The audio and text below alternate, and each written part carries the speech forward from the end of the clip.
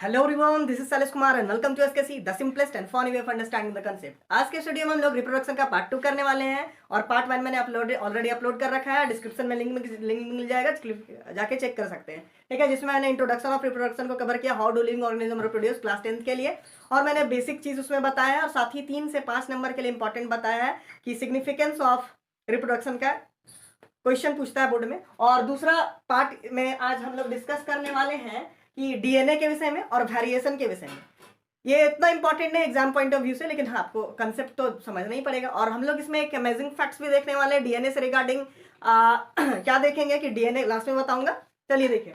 और बताऊंगा कि डीएनए जो है पिछले क्लास में हम लोग डिस्कस किए थे कि इंट्रोडक्शन ऑफ रिप्रोडक्शन का, जिसमें मैंने बताया था कि रिप्रोडक्शन से जो बेटा या बेटी होते हैं ऑर्गेनिज्म के, वो अपने मम्मी पापा से सिमिलर रहते हैं। रीजन में बताया था कि डीएनए के वजह से। आज तो हम लोग डीएनए के ऊपर डिस्कस करने वाले हैं और वेरिएशन के विषय में भी। तो पहले डीएनए देखते हैं। तो डीएनए होता क्या है, आप लोग तो 9th क्लास से फॉर्मूला पढ़ेंगे, स्क्रीन में देख पा रहे हैं डीएनए का एनिमेशन। ठीक है, और आप पढ़ चुके हैं डीएनए क्या होता है, 9th क्लास में पढ़ेंगे डीऑक्सी राइबो न्यूक्लिक एसिड। ठीक है, अब आप डाई मत बोलिए कई बार, ठीक है, डीआई ने DEOXY, ठीक है, डीऑक्सी राइबो न्यूक्लिक एसिड होता है इसका फुल फॉर्म बोले तो। अब ये क्या होता है, एक मॉलिक्यूल होता है that carries genetic instruction used in growth, development, body design and reproduction and so on. इतना ही नहीं, बहुत सारा काम है इसका बेटा। चलो देखो, तो ये क्या करता है, एक मॉलिक्यूल होता है डीएनए डीएनए जो कि हम लोग का जेनेटिक इंस्ट्रक्शन मम्मी पापा से आपके लक्षण को लेकर आते हैं। ठीक है, बोलती है ना मम्मी, बिल्कुल पापा पे गया है, हाँ? तो वही वाला कैसे आता है लक्षण, सो देखेंगे। उसके बाद ग्रोथ में, अब आप सुने होंगे कि मम्मी पापा लंबे हैं तो बेटा या बेटी भी लंबे होते हैं। मम्मी पापा अगर टिंगू है, छोटे हैं, तो बच्चा भी टिंगू होगा, ठीक है, छोटा सा होगा। तो हम लोग का कहीं ना कहीं खानदान पे डिपेंड करते हैं। तो वो जैसे मम्मी पापा का हाइट लंबा था तो उन लोग का हाइट जो डीएनए था हाइट के लिए वो लंबा वाला था। ठीक है, तो हम लोग भी लंबा हो जाते हैं उसी टाइप से। तो ये डीएनए के अंदर सारा वो इंफॉर्मेशन होता है खानदान वाला, ठीक है, जो कि बच्चों तक लाता है। इसके वजह से हम लोग देखेंगे डेवलपमेंट में हेल्प करता है, बॉडी डिजाइन में, और भी बहुत सारा चीज में, रिप्रोडक्शन वगैरह में। अब बॉडी डिजाइन देखो, जैसे घर बनता है या फिर कोई गाड़ी बनता है तो उसका ब्लूप्रिंट तैयार किया जाता है ना। ब्लूप्रिंट जैसा बनता है वैसे ही घर आपका बनता है। ठीक है, घर का नक्शा के हिसाब से, मैप के हिसाब से। तो उसी प्रकार जैसे अगर घर में आपका जो मैप है या फिर क्या बोलेंगे उसको, ब्लूप्रिंट या जो बोलो, उसमें अगर दी आपका घर का जो डिजाइन है, उसमें अगर दी आपका 5 रूम है, एक हॉल है, 2 बाथरूम है, जितना भी एक स्विमिंग पूल है, उसी हिसाब से अब आप जो जो क्या बोलते हैं जो घर बनाते हैं उनको दोगे तो उतना ही वैसे ही आपका घर बन के तैयार होगा। ठीक है, तो उसी टाइप से जैसा ऑर्गेनिज्म का डीएनए होगा, ठीक है, वैसे ही वो ऑर्गेनिज्म भी बनेगा। तो इसलिए डीएनए को बोला जाता है DNA is the blueprint of all body of all basic design of on organism. Organism का सारा बॉडी पार्ट का बेसिक डिजाइन वगैरह सारा इसी में लिखा पढ़ा रहता है। अब छोड़ो ये सब क्या है पढ़ना, देखो अब मैं बताता हूँ आपको ना। बचपन से एक चीज का बहुत कंफ्यूजन होता रहेगा। कोई बोल देता होगा स्कूल में कि डीएनए के वजह से, डीएनए है जो कि खानदानी गुण, जेनेटिक जो कैरेक्टरिस्टिक्स होते हैं मम्मा पापा से आप में आते हैं। कोई टीचर का भी जीन बोल के चले जाते हैं, ठीक है, GEN का बात कर रहा हूँ, जीन का, जीन्स का नहीं, ठीक है, जो पहनते हो आप। ठीक है, तो जीन को बोल देते हैं जीन का, कोई बोल देते हैं डीएनए का। और भी आप कभी कुछ सुनते रहेंगे, कभी क्रोमोजोम भी सुनते होंगे। क्रोमोजोम की वजह से हम लोग अपना मम्मी पापा के वजह से मिलते हैं। तो ये हम आपको क्लियर कर देता हूँ किस किस मतलब क्या है, जीन है कि क्रोमोजोम है, डीएनए, जिसके वजह से हम लोग मैच करते हैं अपने फैमिली। तो चलिए देखते हैं इसके लिए हम लोग, और कहाँ पाया जाता है, क्या है, सब देखेंगे हम लोग। ठीक है, सबसे पहले सेल को जूम करके देखोगे, न्यूक्लियस पाओगे। अब न्यूक्लियस के अंदर देखो, न्यूक्लियस के अंदर एक छोटा सा दाना दिख रहा होगा, उसको बोलते हैं न्यूक्लियोलस। क्या बोलते हैं, न्यूक्लियोलस।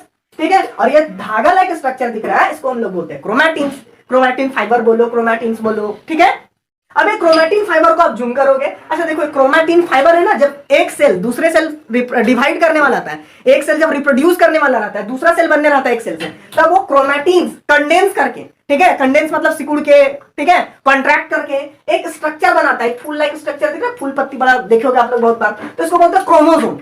ये क्रोमोसोम बना लेता है, और ये क्रोमोसोम फिर को आप इस जूम करोगे अच्छा से, तो आप वहां पाओगे कैसा डीएनए। आप बहुत बचपन क्लास से देखते हो, सब डीएनए का बुक में छापल रहता था। ठीक है, तो ये डीएनए होता है, ठीक है, डबल स्ट्रैंड हेलिक्स होता है, आप हायर क्लास में पढ़िएगा। अब बताता हूँ, अब डीएनए के अंदर यहाँ पे दिख रहा होगा, ये सब क्या है, जीन्स है। ठीक है, ये जीन है, जीन्स, ठीक है, जीन्स है। मान लो इसको जीन नंबर 1 दे देते हैं, इसको जीन नंबर 2 दे देते हैं। ठीक है, जीन सभी हटा दो, जीन, ये जीन नंबर 2 हो गया। इसी टाइप से बहुत सारे होंगे। अब सुन कहानी अच्छा सुन, देख यहीं से सारा कंफ्यूजन स्टार्ट होता है। कोई बोलता है डीएनए से के वजह से हम लोग मैच करते हैं, कोई बोलता है जीन, कोई बोलता है क्रोमोसोम। अब बच्चा कंफ्यूज। ठीक है, अब इधर क्या होगा, सबसे पहले ध्यान से सुनना, देखो क्रोमोजोम से कहानी स्टार्ट होता है। क्रोमोजोम को जब आप जूम करोगे, बड़ा करोगे, तो आपको एक मिलेगा डीएनए, ऐसा वाला एनिमेशन में भी देख पा रहे हो, कहीं चलाया होगा मैंने। उसके बाद जब डीएनए को जूम करोगे तो आप वहां पाओगे जीन, ऐसा ऐसा रहता है, ACT आपको और पढ़ना ही नहीं, ठीक है। तो इसमें क्या होता है, यहां से यहां तक एक जीन का सेगमेंट, सॉरी डीएनए का एक सेगमेंट को जीन बोला जाता है। हेरिडिटी एवोल्यूशन में फिर से बताऊंगा अच्छा से, ठीक है। तो यहां से जीन, डीएनए का एक जो छोटा सा सेगमेंट, उसको हम लोग क्या बोलेंगे, जीन बोलेंगे। अब ये जीन ना बाबू सारा लिखा पढ़ी उसी में रहता है। जैसे कि कोई किसी का आंख कलर क्या होगा, ठीक है, स्लाइट ग्रीन होगा, स्लाइट ब्लू होगा, ब्राउन होगा, ब्लैक होगा, आइरिस का कलर आई मीन, ठीक है, वो इसी के अंदर लिखा हुआ रहता है। मान लो ये छोटा सा जीन जो था ये रिस्पॉन्सिबल रहेगा, ठीक है, आई कलर के लिए। नेक्स्ट वाला जो जीन है ना वो स्किन कलर के लिए रिस्पॉन्सिबल होगा। अब मत बोलिएगा मैं रेसिज्म कर रहा हूं, ठीक है, कि कोई गोरा होगा, कोई काला होगा, कि कोई सांवला होगा, वो भी डिपेंड करता है जीन पे, ठीक है। अब किसी का बॉडी हाइट क्या होगा, उसके लिए अलग जीन रहेगा नीचे उसका जीन हाइट के लिए। तो बॉडी के अंदर जितने कैरेक्टरिस्टिक्स है, खूबियां हैं, उसके लिए कोई ना कोई जीन यहाँ पे रहता है। लगभग शायद माना जाता है, मैं फिक्स नहीं बोल रहा, 20,000 जीन पाया जाता है इंसान में, ठीक है, चेक कर लीजिए एक बार, 20,000 जीन पाया जाता है एक इंसान में।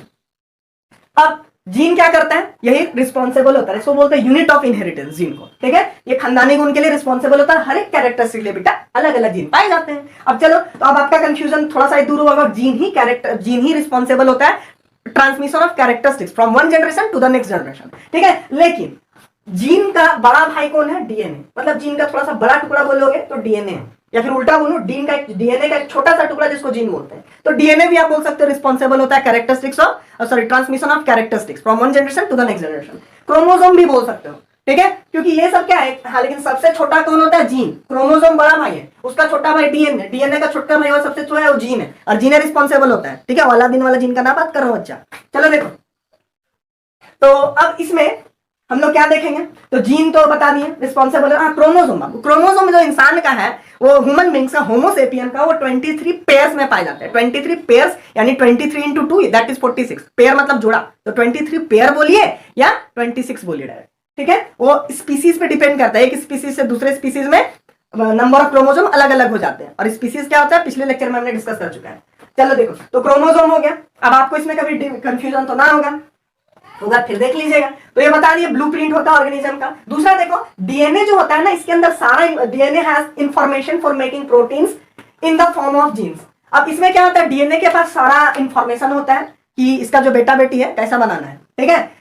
किसके फॉर्म में होता है, तो इन द फॉर्म ऑफ जीन। जैसे डीएनए, तो डीएनए के अंदर एक छोटा सा फॉर्म होता है, डीएनए का छोटा फॉर्म जिसके अंदर जीन होता है। जीन के अंदर सारा लिखा पड़ा रहता है, इसका आंख कलर अच्छा ग्रीन बनाएंगे, इसका स्किन कलर गोरा बनाएंगे, नहीं इसको तो काला बनाएंगे, ठीक है, सारा लिखा हुआ रहता है, ठीक है। मैं रेसिज्म ना कर रहा हूं। उसके बाद अब हम लोग आगे देखते हैं, तो चलिए आगे देखते हैं। आई होप पिछले वाला आप स्क्रीनशॉट या फिर आपने नोट डाउन कर लिया होगा। देखिए, अब आगे जाने से पहले मैं आपको इंटरेस्टिंग फैक्ट बताता हूं कि अगर यदि कोई इंसान का पूरा डीएनए खंगाल दिया जाए, निकाल दिया जाए, ठीक है ना, पूरा डीएनए उसका निकाल के सीधा सीधा कर दिया जाए, तो पता है लेंथ कितना होगा, आपके सोच से भी परे है। सोचिए कितना कितना, सोचिए।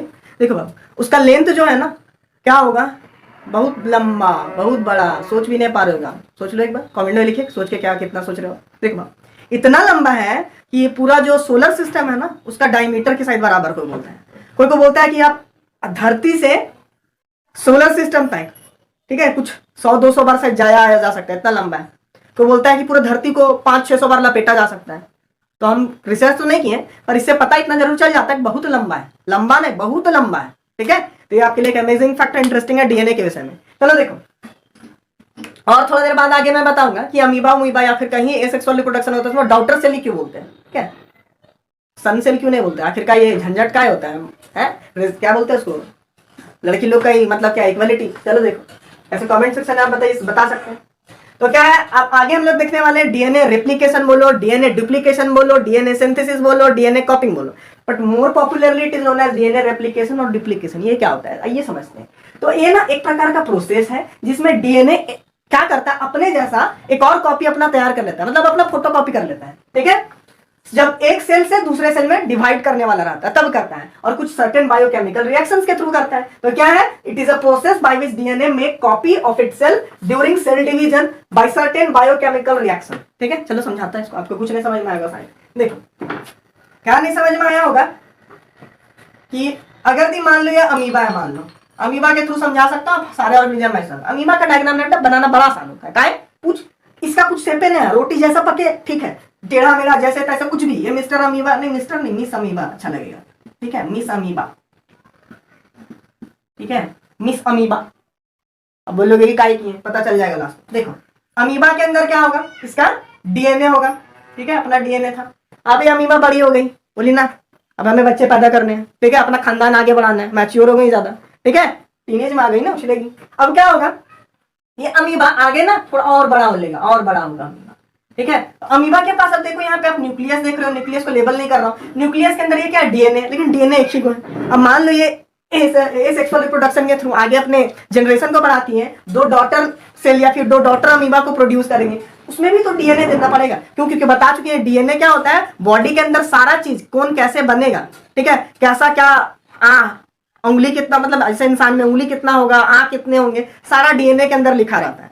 तो उसीलिए डीएनए तो जो इसका आगे का जनरेशन होगा दोनों के पास होना है। मान लो आगे दो डॉटर अमीबा में डिवाइड करेगी, ठीक है, या करेगा जो भी है, तो करेगा या करेगी, तो उसमें दोनों में तो डीएनए होना चाहिए। अब इसके पास एक ही डीएनए है, प्रॉब्लम है, अगर ये डीएनए एक ही को दे दे, दूसरा क्या करेगा, मतलब समझ लो, बिना दिमाग का बॉडी हो जाएगा, ठीक है। डीएनए न्यूक्लियस में पाया, न्यूक्लियस को क्या बोला जाता है, ब्रेन ऑफ द, मतलब ब्रेन ऑफ द सेल, या ऐसे कुछ सेल ऑफ द ब्रेन कुछ भी होता है, मतलब सेल का ब्रेन होता है, ठीक है। तो अब दोनों को ब्रेन देना है, ये क्या करेगी कि ना दो डीएनए अपने अंदर तैयार कर ले, ठीक है। जो रिप्रोडक्शन से पहले, साइटोकाइनेसिस से पहले, कार्योकाइनेसिस में, मतलब कार्योकाइनेसिस में सेल का न्यूक्लियस का डिवीजन करते टाइम ये क्या करेगी, क्या करेगा कि अपने अंदर एक और डीएनए कॉपी कर लेगा। इसी प्रोसेस को हम लोग डीएनए रेप्लिकेशन, डीएनए डुप्लीकेशन और कॉपिंग होते हैं। एक डीएनए था सिंगल, अब दो डीएनए हो गए। अब ये क्या करेगा, आराम से रिप्रोड्यूस कर लेगा। एक अमीबा था, बाइनरी फिजन से आगे पढ़ोगे, अभी नेक्स्ट वीडियो में मैं बताऊंगा, नेक्स्ट क्या बोलते हैं उसको, पार्ट में असेक्सुअल रिप्रोडक्शन या सेक्सुअल रिप्रोडक्शन के टाइप में बताऊंगा। असेक्सुअल रिप्रोडक्शन क्या होता है, इसमें दो अमीबा बन जाएंगे, दो अमीबा डॉटर सेल, ठीक है। डॉटर सेल ही क्यों बोलते हैं आप सोचिए, ठीक है। अब इसके अंदर एक चला जाएगा डीएनए, और एक है अमीबा जो पूरा गोल बना रोटी जैसा, इसके अंदर भी एक चला गया, एक इसमें चला गया, एक इसमें चला गया, ठीक है। अब ये क्या करेगा, इसका बॉडी का फर्दर ग्रोथ कराने के लिए ब्रेन चाहिए ना, ब्रेन के अंदर क्या होना चाहिए, लिखा पढ़ी होना चाहिए, कितना बॉडी बढ़ेगा, कहाँ बढ़ेगा, कैसे बढ़ेगा, सारा चीज डीएनए के अंदर फिट किया हुआ रहता है, ठीक है, जो कि हम लोगों को क्या बोले पुराने पेरेंट्स से मिलते हैं। तो उसको मिल गया, इसको भी मिल गया, तो ये क्या हम लोग बोलते हैं इसको डीएनए रेप्लिकेशन और डीएनए डुप्लीकेशन। अब ध्यान से देखो, ऐसा नहीं हो सकता है ना कि no biochemical reaction can produce 100% same result. ऐसा नहीं है कि कोई भी बायोकेमिकल रिएक्शन और इसका जो कॉपी किया गया वो 100%, मतलब ये डीएनए का जो कॉपी आया वो 100% उसी के जैसा, ऐसा हो ही नहीं सकता है। हाँ 99% शायद हो सकता है, लेकिन 0.1%, 0.5% कुछ ना कुछ तो अंतर रहेगा ही रहेगा। इसको आप ऐसे समझिए, जैसे कि क्या बताए, ये डीएनए कॉपी ना ऐसा नहीं है, बहुत आसान सा प्रोसेस है। सोच सकते हो बॉडी में 20,000 डीएनए है इंसान के, उसमें भी एक छोटा सा जगह में जो दिखता नहीं है उसके अंदर ठूसना है, ठीक है, फीड करना है। तो भाई डीएनए कॉपी करना इतना बच्चों वाला खेल है, बहुत कॉम्प्लिकेटेड प्रोसेस है। जैसे कि आपको मैं बोलूं अनार दे दूं, अनार का सारा दाना निकाल दो, बोलो वापस उसी टाइप से अरेंज कर दिया, आप तो क्या कोई नहीं कर पाएगा, ठीक है। एक दो दाना तो ऊपर नीचे हो ही जाएगा, इधर उधर लेफ्ट राइट दाएं बाएं, ठीक है। तो वही हाल यहाँ पर, इतना खतरनाक सा प्रोसेस है, इतना तो छोटा सा, मतलब क्या बोले, छोटा छोटा चीज के साथ डील करना रहता है, उसको कॉपी करते टाइम कुछ ना कुछ चेंजेस गड़बड़ी आ ही जाएगा, आएगा कि नहीं। तो उसके वजह से अगर डीएनए में चेंजेस आया तो भाई फिर ऑर्गेनिज्म में कुछ वेरिएशन आ जाएगा, ठीक है। वही चीज समझाने की कोशिश, जैसे आप मान लीजिए एग्जाम में किसी का कॉपी कर रहे हो, ठीक है, एग्जाम में, अब आप गलती से उसका कॉमा था वहां फुल स्टॉप कर दिए, फुल स्टॉप के कॉमा कर दिए, गलती से मान लो एग्जैक्टली लिखा था वहां कुछ स्पेलिंग गलती हो गया, या कुछ छोटा मोटा चेंजेस तो होना ही है, ठीक है। या फिर आप अपना दिमाग लगा दोगे, आधा देखिए उसका, आधा देखिए उसका, कुछ जोड़ के अपने भी लिख दोगे, याद आ जाएगा सही। तो कॉपी करते टाइम कुछ ना कुछ एरर्स हो ही जाते हैं, जिसके वजह से क्या होता है, डीएनए में कुछ चेंजेस होता है और ऑर्गेनिज्म फिर पिछले वाले ऑर्गेनिज्म थोड़ा अलग भी दिखता है। जैसे कि बात करें मम्मी पापा के, आप से आपका शकल मिलता है, सुने होंगे, बोलते हो आपका नाक मम्मी से मिल रहा है, कोई बोलता होगा आपका कान पापा से मिल रहा है, ठीक है, फिर बोलता होगा नहीं ये चिन्ह जो आपका किसी से नहीं मिल रहा है, या आपका अपना नहीं आया। तो भाई एक कैसे हुआ, तो ये ऐसे हुआ ना कि जब मम्मी और पापा से दोनों डीएनए आया बच्चा में, ठीक है, अब आया उस टाइम ना जो डीएनए चिन्ह के लिए जो कॉपी हो रहा था ना, तो क्या हुआ उसमें कुछ गलती हो गया, ठीक है, कुछ अच्छा सही से कॉपी नहीं, नया डिजाइन में का चिन्ह बन जाता है, ठीक है। तो हम लोग में कुछ नया नया कैरेक्टरिस्टिक्स डीएनए का एग्जैक्ट कॉपी नहीं होने की वजह से आता है, जिसको हम लोग वेरिएशन बोलते हैं। अब मानिए कि एक ऑर्गेनिज्म अपने से बच्चे को जन्म देता है और वो बच्चा अपने मम्मी पापा से मिलता जुलता है। बट ऐसा भी तो नहीं है ना कि वो डिटो मम्मी पापा के जैसा मिलता है, उसका कुछ कुछ नया कैरेक्टरिस्टिक्स भी आता है। वो कैसे आता है? तो वही वेरिएशन की वजह से। हम लोग आगे वेरिएशन देखेंगे, एक बार पढ़ लो। No biochemical reaction can produce same result, so even in the asexual reproduction और in clone there is a little variation. ठीक है, यहाँ लिटिल छूटा हुआ स्पेस नहीं था, मैंने छोड़ दिया। चलो देखो, लिख के पहले से रखता हूँ ताकि आपको टाइम थोड़ा सेव हो जाए। फास्ट में तो वीडियो स्लो, मतलब क्या बोलते हैं, लंबा हो जाएगा। तो कोई भी बायोकेमिकल रिएक्शन 100% कॉपी नहीं कर सकता है। ठीक है, एसेक्सुअल रिप्रोडक्शन में भी नहीं। आप मानते हो ना, एसेक्सुअल रिप्रोडक्शन में पेरेंट्स का डिटो फोटोकॉपी होता है। ठीक है, लेकिन उसमें भी कुछ कोई वेरिएशन हो जाता है, क्योंकि जब कॉपी होता है तो कुछ ना कुछ कॉपी एरर हो जाता है। इसको कॉपी एरर भी बोलते हैं। जब कॉपी करते टाइम डीएनए में कुछ प्रॉब्लम आ जाए तो उसको कॉपी एरर बोलते हैं। अभी अब आप 10th क्लास में इतना थोड़ी ना पढ़ना है, पीएचडी करोगे क्या? अब आ जाओ, क्लोन क्या होता है? यहाँ पे लिखा हुआ क्लोन ना बाबू, आप 7-8 में अगर पढ़े होगे बढ़िया से तो कोई दिक्कत नहीं है। क्लोन होता है कि कोई इंसान का फोटोकॉपी अपने ऐसा बना लो। ठीक है, इसके विषय में हम लोग कभी और डिस्कस करेंगे। टाइप्स ऑफ सेक्सुअल क्लोन मतलब क्या होता है? एसेक्सुअल रिप्रोडक्शन के जैसा ही होता है, उसमें किसी का भी क्लोन किया जाता है, समझो ना, ऑर्गेनिज्म उसको फोटोकॉपी। ठीक है, मोटू पतलू तो देखो क्लोन वाला कार्टून, ठीक है, उसमें बनाया था। तो अब हम लोग वेरिएशन के विषय में डील करेंगे, और वेरिएशन भी आपको अच्छा समझना है। ऐसे तो हेरिडिटी एंड एवोल्यूशन में ना आप अच्छा से देखोगे। चलो आगे देखते हैं आप। चलिए, वेरिएशन को देखने से पहले थोड़ा सा हम लोग भूल गया था मैं। वेरिएशन से पहले देखने से पहले इंपॉर्टेंस ऑफ डीएनए कॉपिंग को देख लेते हैं। और इंपॉर्टेंस ऑफ डीएनए कॉपिंग का एनसीईआरटी में 2 क्वेश्चन भी आपको मिलेगा इससे। एक मिलेगा why DNA copying is essential part of reproduction, और एक होगा what is the importance of DNA कॉपिंग। Why what दोनों का आंसर यही लिख सकते हो, या टॉपिक है इंपॉर्टेंस ऑफ डीएनए कॉपिंग, तब भी यही लिख सकते हो। 5 लिखे हैं, 2-3 कोई भी सा याद कर लेना। ऐसे तो एग्जाम में जल्दी ये पूछता नहीं, पर एनसीईआरटी में दिया हुआ तो मेरा फर्ज बनता था बता देना, पूछ सकता है। चलो देखो, तो इंपॉर्टेंस ऑफ डीएनए कॉपी क्या है, उसके बाद वेरिएशन देखेंगे। क्या दोनों का लिंक है एक दूसरे से। देखो पहला पॉइंट देखो बाबू, it is responsible for the transmission of characteristics from one generation to another, या फिर it is responsible for the transmission of characteristics from parents to their offspring. इसका मतलब समझ, देखो ये एक प्रोसेस है जो रिस्पॉन्सिबल है कैरेक्टरिस्टिक्स को एक जनरेशन से दूसरे जनरेशन में लाने के लिए, या माँ बाप से बच्चों तक लाने में। ऑफस्प्रिंग मतलब होता है बायोलॉजी में बेटा या बेटी। ठीक है, ऑफस्प्रिंग का मतलब क्या होता है? बायोलॉजी में बेटा या बेटी। तो ये क्या डीएनए कॉपी के वजह से जो खानदानी गुण होता है, कैरेक्टरिस्टिक्स होता है, वो पेरेंट्स का उनके बच्चे में आता है। बस इतना ही समझ। अगला वाला पॉइंट देखो, it is responsible for the it is responsible for variation produce in offspring. अब क्या होता है, मैंने डीएनए कॉपी में आपसे डिस्कस किया था, जब डीएनए कॉपी होता है तो और बच्चों में जाता है, नया सेल में जाता है, उस टाइम कुछ कुछ गलती हो जाता है। ठीक है, और वो गलती होता है, हर ऑर्गेनिज्म में होता है। और वो गलती होने की वजह से क्या होता है कि नया ऑर्गेनिज्म जब बनता है उसमें कुछ नया तरह का गुण आ जाता है। ठीक है, जैसे कि कुछ गुण आपका मम्मी से है, कुछ गुण पापा से है, लेकिन कुछ गुण आपका अपना भी है। ठीक है, और वो कैसे हुआ है? क्योंकि वो जो आपका जो कैरेक्टरिस्टिक्स है ना, वो कैरेक्टरिस्टिक्स क्या होगा कि आप अपने बिल्ड कर लियो। जब कॉपी हो रहा था आपका डीएनए, तो उस टाइम क्या हुआ कि सही से कॉपी नहीं हो पाया, जिसकी वजह से आप में कुछ नया तरह का चेंजेस आ गया। ठीक है, थोड़ा सा रुकिएगा, एडजस्ट करना पड़ रहा है कुछ। आ जाओ। तो अगला देखेंगे, उसके बाद क्या है? तो it is responsible for continuity of a species. देखो, अब एक डीएनए, एक ऑर्गेनिज्म का जो डीएनए है, उस जो भी स्पीसीज का है, वो नया ऑर्गेनिज्म में जाता है, उसके बच्चों में जाता है। तो जो डीएनए कॉपी हो रहा है, तो वो कहीं ना कहीं वो उसी स्पीसीज का ही कॉपी हो रहा है। जैसे कुत्ता का जो होगा पेरेंट्स, वो जब अपना डीएनए कॉपी करेगा तो कुत्ता का ही स्पीसीज का ही डीएनए कॉपी करेगा और उसके अपने बच्चों में देगा, तो जो बच्चा होगा कुत्ता ही पैदा होगा। ठीक है, इस प्रकार से क्या बोले, एक स्पीसीज कंटिन्यू रहता है धरती पे। इंसान है तो इंसान का बेबी होगा। ठीक है, उसमें वो इंसानी जैसा रहेगा। ठीक है, तो इस प्रकार से क्या हो रहा है, एक स्पीसीज धरती पे उसको क्या बोलते हैं, बरकरार रहेगा। ठीक है, जैसे डायनासोर अभी लुप्त हो गए, क्यों? क्योंकि उनका स्पीसीज का जो डीएनए है ना, वो खत्म हो गया। ठीक है, वो धरती पे कभी दोबारा नहीं आ सकते। वो देखते रहना यूट्यूब में, अंडा मिला फूट के निकलेगा, वो नहीं पता, लेकिन इन फ्यूचर कुछ हो सकता है साइंटिस्ट लास्ट, लेकिन एक बार जिस स्पीसीज का डीएनए चला गया, वो चला गया, फिर दोबारा नहीं होता है। तो वही है इट इज रिस्पॉन्स, मतलब डीएनए की वजह से स्पीसीज भी है। उसके बाद, और हर एक स्पीसीज का डीएनए अलग अलग होता है। ठीक है, कुछ लिस्ट दे रखा है ऑर्गेनिज्म का, जिनका डीएनए का नंबर देख, सॉरी डीएनए नहीं, क्रोमोसोम अलग होता है, डीएनए तो अलग हो जाएगा।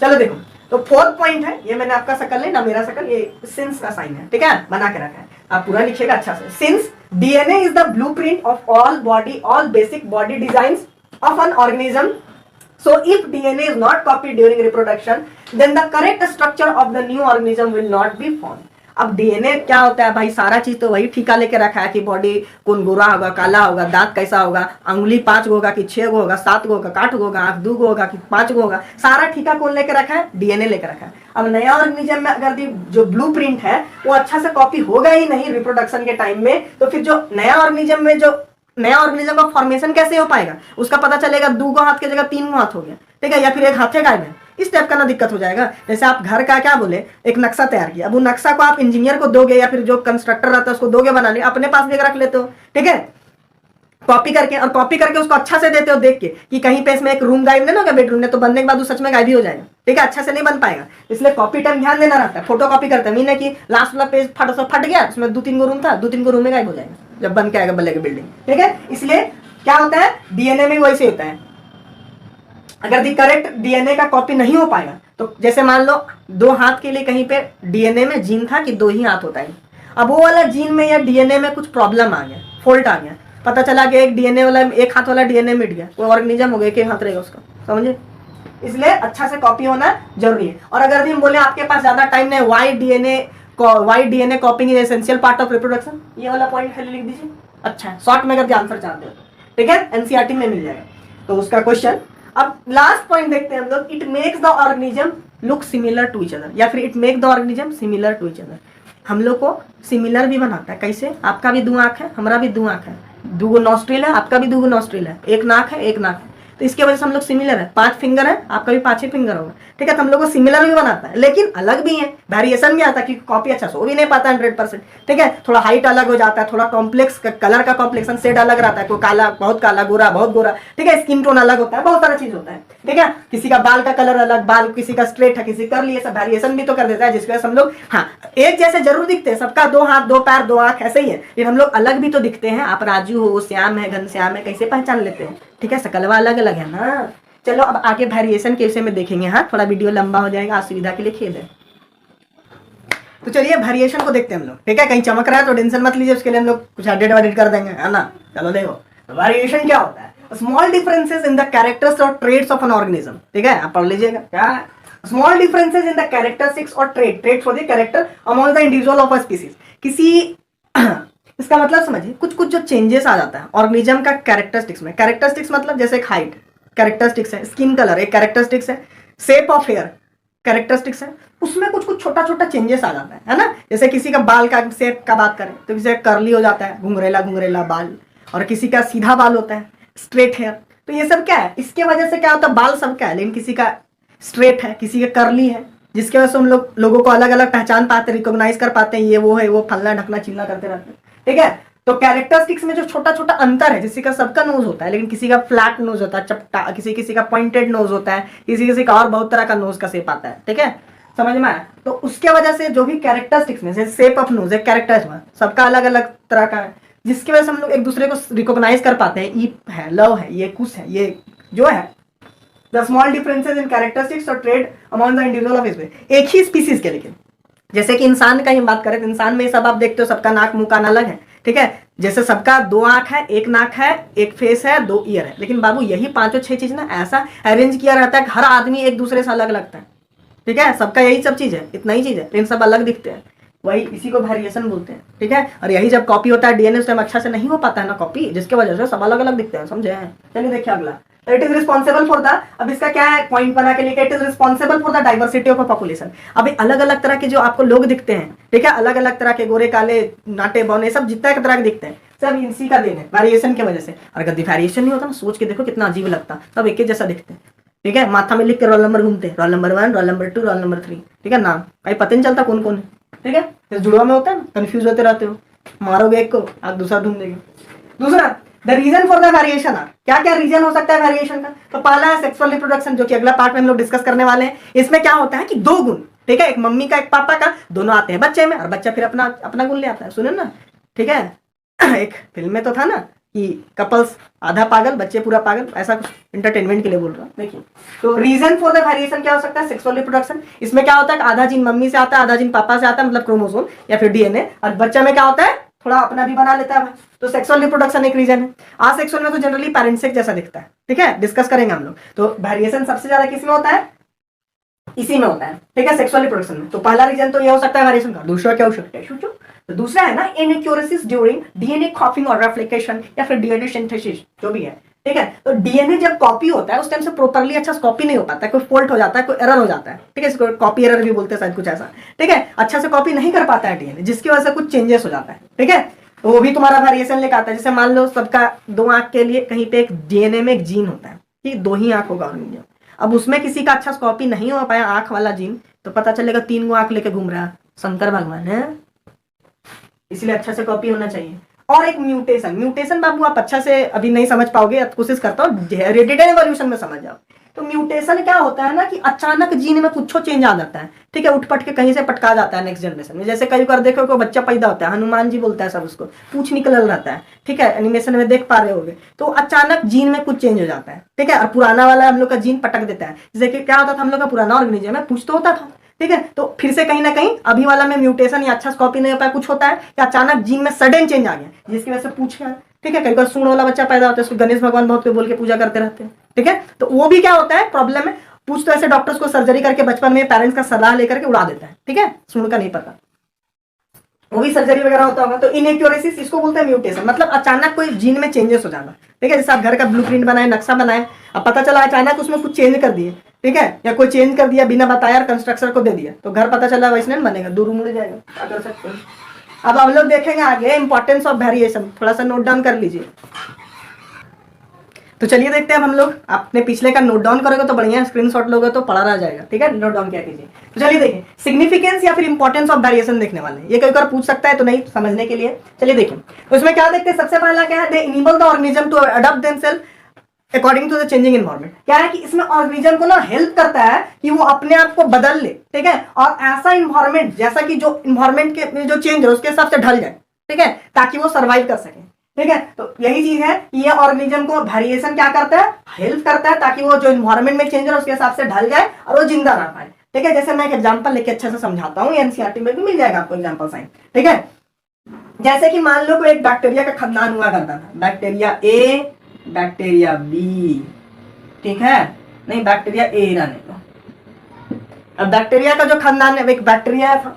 अब ये बैक्टीरिया में क्या हुआ ना कि नॉर्मल 15 से 20 डिग्री सेल्सियस बर्दाश्त कर पाता था टेम्परेचर। अब क्या हुआ, इसका 2 जनरेशन हुआ, एक हुआ A1 और एक हुआ A2 जनरेशन। अब इसमें देखो डिफरेंस क्या है, ठीक है, कि A1 जो जनरेशन है A1, उसमें ना क्या हुआ कि ज्यादा टेम्परेचर बर्दाश्त करने की क्षमता आ गई। ये मान लो A 20 तक बर्दाश्त करता था, ये 25 डिग्री सेल्सियस तक टेम्परेचर बर्दाश्त करने का क्षमता आ गया इस बैक्टीरिया में A1 में। और A2 में ना वो क्षमता नहीं आ पाया, ठीक है, वो पुराना पैरेंट जैसा ही रहा। या फिर मान लो उसमें एक नया क्षमता आ गया होगा, को कोल्ड बर्दाश्त कर पाए, ठीक है, ज्यादा मान लो 15 तक, ज्यादा गर्मी बर्दाश्त नहीं कर पाता, 15 डिग्री सेल्सियस वो बर्दाश्त कर सकता है। उसके बाद इसका आगे का जनरेशन हुआ A1 का जनरेशन है A2। इसमें क्या हुआ, इसमें तो बताया कि 20 से 25 डिग्री सेल्सियस बर्दाश्त के मान लो 30 पहुंचा दिया, 30 डिग्री सेल्सियस बर्दाश्त करने लगा। इसका फिर आगे का जनरेशन आया A3, इसमें मान लो 35 डिग्री सेल्सियस पहुंच गया बर्दाश्त करने का। इसका अगला जनरेशन आया A4, इसमें 40 डिग्री सेल्सियस बर्दाश्त करने की क्षमता आ गया, ठीक है। इस टाइप से मान लीजिए इसका A5 आया, इसमें 45 डिग्री सेल्सियस बर्दाश्त करने की क्षमता आ गया, और बढ़ते जाएगा, ठीक है। बैक्टीरिया में बहुत वेरिएशन होता है उसी टाइप से। अब ध्यान से, इसमें कोई खास चेंजेस नहीं, इसमें भी हो रहा है लेकिन वो कम बर्दाश्त करने का है, ठीक है। अब क्या हुआ भाई, ग्लोबल वार्मिंग तो भी हो ही रहा है ना। तो ग्लोबल वार्मिंग की वजह से क्या हुआ बच्चों, कि टेम्परेचर अर्थ का बढ़ गया। अब अर्थ का टेम्परेचर बढ़ गया, आई ना, अब क्या होगा, सारे के सारे मर जाएंगे। अब अगर ध्यान से देखो, अगर यदि अर्थ का टेम्परेचर बढ़ रहा है ड्यू टू ग्लोबल वार्मिंग, अब क्या होगा, तो बैक्टीरिया जो बर्दाश्त कर सकता था भाई 20 से 25 डिग्री सेल्सियस, तो वैसे वैसे बैक्टीरिया सब मारे जाएंगे, बचेंगे कौन, ये सब A1 के खानदान लास्ट वाले 40-45 डिग्री सेल्सियस जो बर्दाश्त करने की क्षमता 30, ठीक है, उन लोग बचेंगे। अरे बाकी A2 का पूरा खानदान खत्म हो जाएगा, है इसमें तो गर्मी बर्दाश्त करने की क्षमता नहीं था, A1 का भी खानदान खत्म हो गया। इस टाइप से देखोगे ना, अगर इसमें क्या हुआ, वेरिएशन नहीं हो रहा, A2 में कोई वेरिएशन नहीं हुआ टेम्परेचर के रिगार्डिंग बढ़ने का, तो क्या हुआ कि A2 का पूरा खानदान मिट गया, नामो निशान मिट गया। तो इसीलिए लिखा है दे इनेबल द ऑर्गेनिज्म, ये वेरिएशन उसको हेल्प करता है, सक्षम बनाता है, ताकि जो इन्वायरमेंट में जो चेंज हो रहा है उसको बर्दाश्त कर सके, जैसे कि ग्लोबल वार्मिंग, ठीक है। अब ध्यान से देखो, गर्मी आया, A2 का पूरा खानदान मिट गया, लेकिन A1 का बच गया, यानी बैक्टीरिया का नामो निशान मिट गया। अब सोच के देखो, बैक्टीरिया का अगर इसमें टेम्परेचर बर्दाश्त करने की क्षमता नहीं डेवलप किया रहता तो पूरा का पूरा बैक्टीरिया खत्म हो गया रहता ना। भी देख पाए, समझ पाए बाबू गुड्डू। चलो आगे देखते हैं। अब आगे क्या है, इसको मिटा देते हैं। अगला वाला जो पॉइंट है हम लोग का वो है they they are raw material for the evolution. ये रॉ मटेरियल होता है इवोल्यूशन के लिए। अब इसको समझो, देखो इवोल्यूशन क्या है बेटा? एवोल्यूशन जो बॉडी के अंदर, किसी ऑर्गेनिज्म के बॉडी के अंदर जो धीरे धीरे चेंजेस आता है उसको हम लोग क्या बोलते हैं? एवोल्यूशन। ठीक है, जो धीरे धीरे चेंजेस आता है। तो ये ना चेंजेस कैसे आता है? वेरिएशन की वजह से। तो वेरिएशन की वजह से चेंजेस आता है, उसके वजह से क्या होता है तुम्हारा कि धीरे धीरे वो रॉ मटेरियल बन जाता है इवोल्यूशन का। कैसे समझाऊं इसको? तो देखो, जैसे कि इंसान में धीरे धीरे जो एवोल्यूशन हुआ, पूंछ हटते गया। तो पूंछ हटते गया तो मान लो किसी में पहले बड़ा सा कोई ऑर्गेनिज्म में पूंछ था, ठीक है, फिर धीरे छोटा हुआ, फिर पूंछ छोटा होकर हट गया एक बार। तो एक प्रकार से जो वेरिएशन आ रहा था, सबसे लंबा पूंछ, फिर छोटा पूंछ, फिर छोटा पूंछ, फिर पूंछ गायब हो गया। तो इवोल्यूशन क्या हुआ? हम लोग इवॉल्व किए ना, पूंछ हट गया हम लोग का। तो फाइनली पूंछ हटा, तो एक बार में नहीं हटा, ठीक है, टाइम लगा उसको 100-200 साल। ये बहुत कम बोले, 100-200 साल, हजारों, वो भी ज्यादा, 10,000 15,000 साल लगा होगा। ठीक है, तो धीरे धीरे जो चेंजेस हुआ और वही क्या करता है, एक नया ऑर्गेनिज्म में इवॉल्व हो जाता है। ठीक है, उससे हम लोग पूछ हट गया हम लोग। ठीक है, तो ये इवोल्यूशन, और आप इसको हेरिडिटी इवोल्यूशन में अच्छा समझ पाओगे। डेवलपमेंट ऑफ न्यू स्पीसीज, इसको मैंने पिछले लेक्चर में भी समझा सका था। ठीक है, कि एक नया स्पीसीज का भी डेवलपमेंट होता है, जो धीरे धीरे चेंजेस होता है, वो एक बहुत दिन बाद एक बड़ा चेंजेस उभर के आता है, एक नया स्पीसीज बन जाता है। जैसे मैंने आपको बताया था एनिमेशन में, पिछले बार दिखाया भी था कि आर्चीपेट्रिक्स नाम का बर्ड रहा करता था। बर्ड तो नहीं, ऑर्गेनिज्म था, जो कि क्या था, कनेक्टिंग लिंक था, दोनों को जोड़ता था, रेप्टाइल्स और एव्स को, पंछी और रेप्टाइल्स को दोनों को जोड़ के रखा था, क्योंकि उसमें दोनों का फीचर पाया जाता था। ठीक है, शॉर्ट में बता रहा हूं, दोनों का फीचर पाया जाता था। उसमें चोंच भी था, लेकिन चोंच पंछी का फीचर है, ठीक है, लेकिन रेप्टाइल्स में दांत का फीचर है। तो चोंच में दांत था, उसका पूंछ था, जो कि तुम्हारा रेप्टाइल्स में भी होता है, लेकिन उसमें फेदर्स भी था, वो उड़ नहीं पाता था, फेदर्स था उड़ने के लिए, लेकिन उड़ नहीं पाता था। ठीक है, तो ये सब दोनों का लक्षण था उसमें। तो उसका क्या हुआ होगा, एक बेटा बेटी हुआ होगा, दो ऑर्गेनिज्म हुआ होगा, एक ऐसा जगह पहुंच गए जहां पे खाना ऊपर मिलता है, उसको डायना जो क्या बोलते हैं, उड़ने वाला, वो डेवलप किया, खाना क्योंकि ऊपर मिलता था तो उड़ने लगा, और पंछी में कन्वर्ट हो गया। एक जो नीचे रेंगने वाला था, ठीक है, नीचे में कन्वर्ट हो, इसमें दांत मुंह डेवलप हो गया, मगरमच्छ बन गया। ठीक है, क्योंकि उसको नीचे खाना पड़ रहा था, तो उससे क्या हुआ, एक नया स्पीसीज बन गया। ठीक है, तो वही बोला डेवलपमेंट ऑफ न्यू स्पीसीज। तो आर्चीपेट्रिक्स, उससे क्या हुआ, दो स्पीसीज आगे आए उसके जनरेशन से, एक आ गया तुम्हारा रेप्टाइल्स, एक बर्ड। ठीक है, तो दिक्कत वो आगे आप पढ़ोगे एवोल्यूशन में, तो इसके वजह से नए स्पीसीज भी आते रहता है धरती पे। उसके बाद it increases the chances of survival in the changing environment. ये थोड़ा सा ऊपर वाला से मैच करता है। ठीक है, कोई दिक्कत नहीं। ये क्या करता है, चांसेस बढ़ा देता है ऑर्गेनिज्म का जीने का। जैसे पिछला वीडियो मैंने समझाया था बैक्टीरिया वाला, उसी टाइप से एक दूसरा एग्जांपल लेता हूं। ठीक है, अगर क्या लेते हैं ना, मान लो एक कोई बीटल उटल जो होता है ना, जनरली लाल, मान लो पहले ग्रीन कलर का बीटल पाया जाता था, ठीक है, या फिर रेड कलर का बीटल ले लेते हैं। तो रेड कलर का बीटल पाया जाता था, यहाँ पे रेड लिखूं या ब्लू लिखूं, आप लोग को एक ही कलर दिखेगा। ठीक है, तो रेड को मैं गोल से कर देता हूं, ये रेड है। ठीक है, रेड कलर का पहले बहुत सारा बीटल पाया जाता था, ऐसे ऐसे गोल गोल। अब क्या हुआ, बीटल में कुछ चेंजेस हुआ। आगे का जनरेशन, जो नेक्स्ट जनरेशन है, उसमें क्या हुआ ना कि कुछ ऐसे बीटल आए, ठीक है, जो ब्लैक तो थे ही, ब्लैक वाला बीटल आए, लेकिन क्रॉस से दिखा रहे हैं ग्रीन बीटल। ठीक है, कुछ ग्रीन बीटल्स भी आ गए। ये क्रॉस वाला आप लोग का ग्रीन बीटल्स है। ठीक है, क्रॉस वाला ग्रीन बीटल्स है। अब क्या हुआ ना, ध्यान से देखो, बीटल्स देखे होगा फोटो में, देख पा रहे एनिमेशन में। ठीक है, अब क्या हुआ, ग्रीन बीटल्स में अब ध्यान से देखो, पहले रेड था, कौवा आता था, आसानी से चोच मार के खा जाता था उन लोगों को। लाल वाला ना दूर से दिख जाता है, पर ग्रीन घास उसमें या पेड़ पौधा में छुप जाता था। तो अब यहाँ देखो, ग्रीन, अगला जनरेशन में ग्रीन बीटल आ गया, उसको क्या हो रहा है, एक प्रकार से सपोर्ट मिल रहा है ना, चांसेस बढ़ गया उसका ऑर्गेनिज्म को सर्वाइव करने का। ठीक है, तो यही चीज समझाने को, it increases the chances of survival in the changing environment. ठीक है, ये चांसेस बढ़ा देता है। हाँ, उल्टा भी हो सकता है, कभी कभार ये वेरिएशन उल्टा भी पड़ सकता है। ठीक है, समझ में आया? जैसे कि अगर ऐसा वेरिएशन भी होता है जो ऑर्गेनिज्म के लिए जिंदा रहने के लिए जरूरी ना हो, ठीक है, उल्टा साबित होता है। जैसे मान लो आगे इसमें कुछ वेरिएशन फिर से आ सकता है कि वापस ब्लू हो जाए ग्रीन बीटल, तो बेचारा ग्रीन बीटल से फिर ब्लू हो गया, तो ब्लू भी तो दूर से दिखता है, उसको भी ऑर्गेनिज्म पे कौवा हुआ दूसरा ऑर्गेनिज्म खा जाएगा, क्रॉ वगैरह। ठीक है, तो कई बार वेरिएशन उल्टा भी हो सकता है। ठीक है, लेकिन मैंने यहाँ पे इंपॉर्टेंस बताया था, सिग्निफिकेंस बताया था, इसलिए मैंने आपको बता दिया। ठीक है, और पिछले का वीडियो जरूर जाके देखें, इंट्रोडक्शन। और आपको वीडियो अच्छा लगता है, लेक्चर अच्छा लगता है, तो प्लीज शेयर भी करें, आप स्वार्थी ना बने, और अपने दोस्तों तक भी फैलाएं न्यूज। ठीक है, थैंक यू। अगर अच्छा लगता है सब्सक्राइब भी करें। और हम लोग अब मिलते हैं नेक्स्ट पार्ट में वीडियो को, जिसमें हम लोग देखेंगे टाइप्स ऑफ रिप्रोडक्शन। ठीक है, और वो पार्ट 3 होगा बच्चों।